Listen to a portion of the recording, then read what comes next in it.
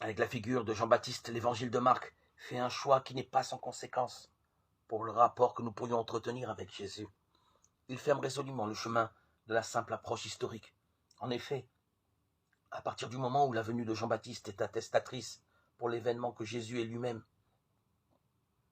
alors la venue de Jésus devient nécessairement le point d'irruption historique de l'événement que les chrétiens célèbrent en Jésus. Mais comment associer un événement historique et l'événement atemporel qui donne son contenu à la foi? L'évangile de Marc répond à ce défi en juxtaposant à l'histoire de Jésus une autre histoire ancienne et connue, l'histoire de Moïse.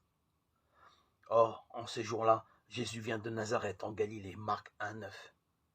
Tout se passe comme si le texte nous informait que Jésus est bien venu un jour. En fait, nous sommes devant une réplique parfaite de la formule avec laquelle le livre de l'Exode raconte la première sortie de Moïse. Or, en ces jours-là, Moïse, qui avait grandi, sortit vers ses frères et vit ce qu'était leur corvée. Exode 2,11. De toute évidence, ce n'est pas le fait que Jésus soit venu qui est ici essentiel. L'histoire de Moïse se superpose à l'histoire de Jésus pour que le choc de ces deux histoires donne à la venue de Jésus une toute autre identité, une toute autre densité que son poids simplement historique. Cette nouvelle identité, cette densité s'éclaire avec l'évocation du baptême de Jésus. L'évangile de Marc est d'abord le seul à préciser que Jésus voit se fendre les cieux, Marc 1,10. Comment ne pas entendre en filigrane la prière que formulent les exilés dans le livre du prophète Isaïe. Ils implorent Dieu qui leur fait goûter le salut, comme il l'a fait au temps de Moïse.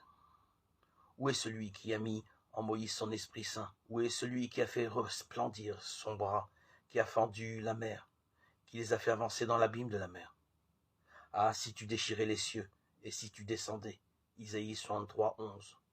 Si les cieux se déchirent avec Jésus, c'est que l'agir salutaire de Dieu raconté par l'histoire de Moïse est aussi en jeu dans l'histoire de Jésus.